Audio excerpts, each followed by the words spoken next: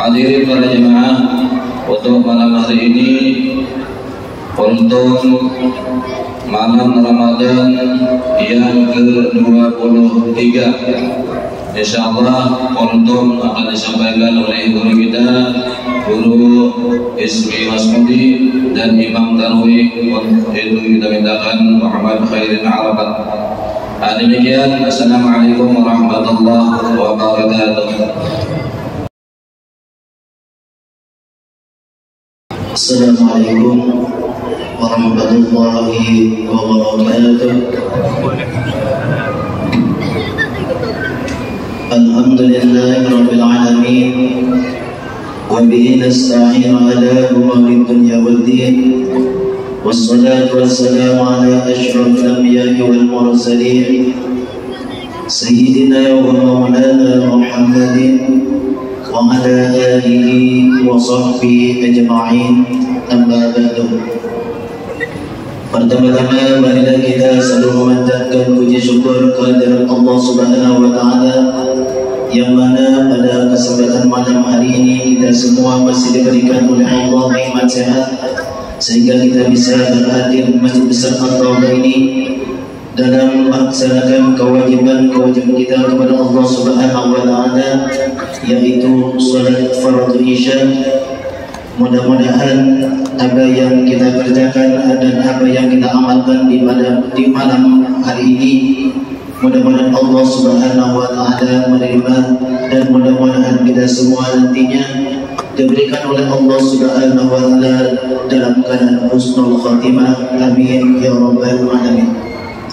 Salawat serta salam tak lupa kita haturkan kalimat junjungan Nabi kita Muhammad sallallahu alaihi wasallam beserta keluarga beliau, sahabat beliau, pengikut beliau hingga yaumil qiyamah.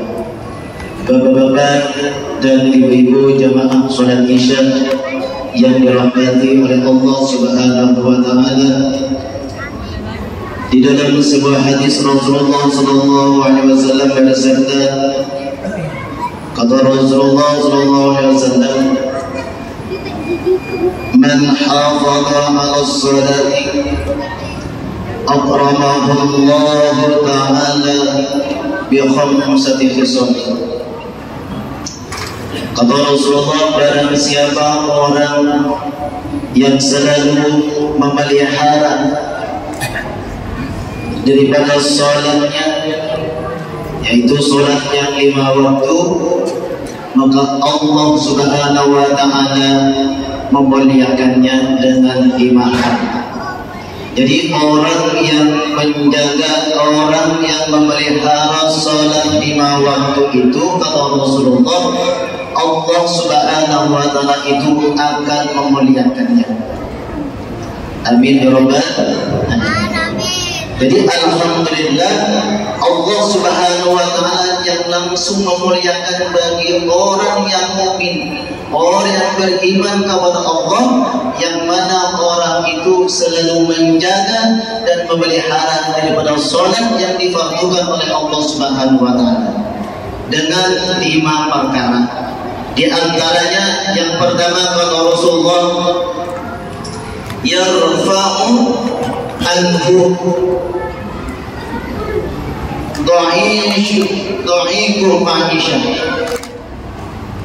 yaitu yang pertama, kata Rasulullah, itu akan dijauhkan daripada kesempitan rezekinya.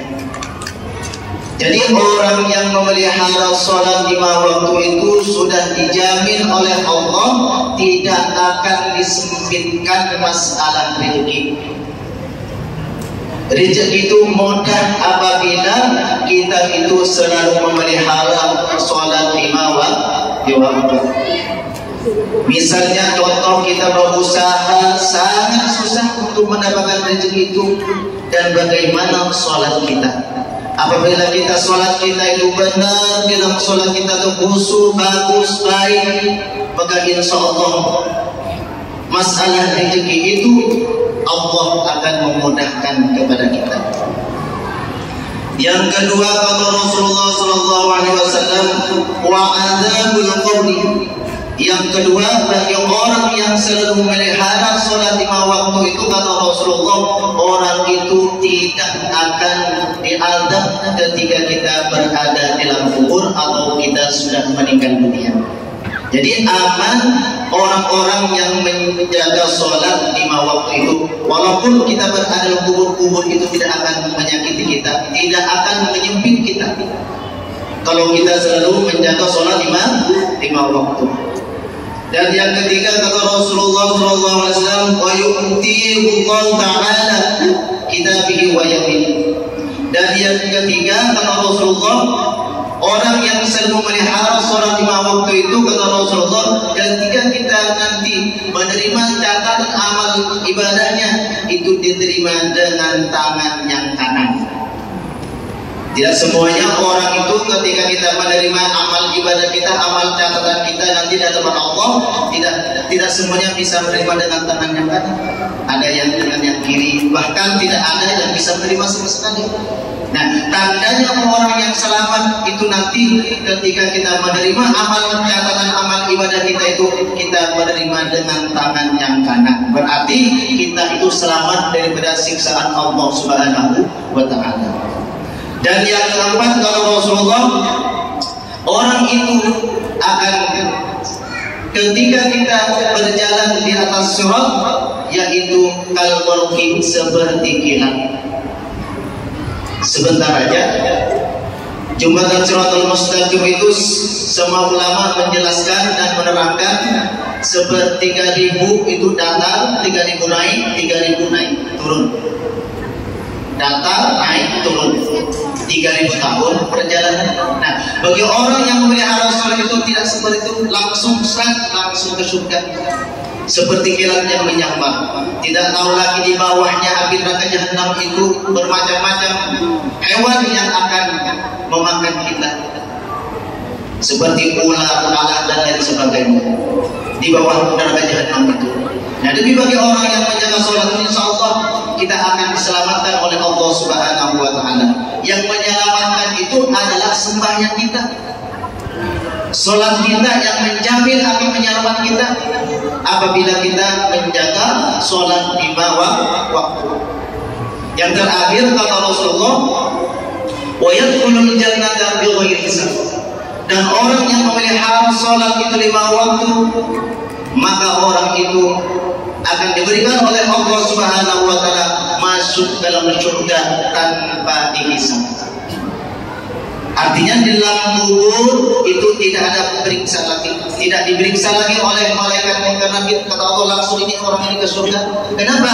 Karena orang semasa hidupnya dia rajin menjaga sholat 5 waktu. Mudah-mudahan kita semua yang hadir, khususnya di Masjid Besar At-Taubar ini, semua nantinya diberikan oleh Allah Subhanahu wa Ta'ala, dimudahkan ketika kita menghadapi sakaratul maut, dan mudah-mudahan kita diselamatkan oleh Allah Subhanahu wa Ta'ala dunia dan di akhirat nanti, diberikan oleh Allah Ta'ala dalam keadaan husnul khatimah. Amin ya rabbal alamin. Sekian, assalamualaikum warahmatullahi wabarakatuh.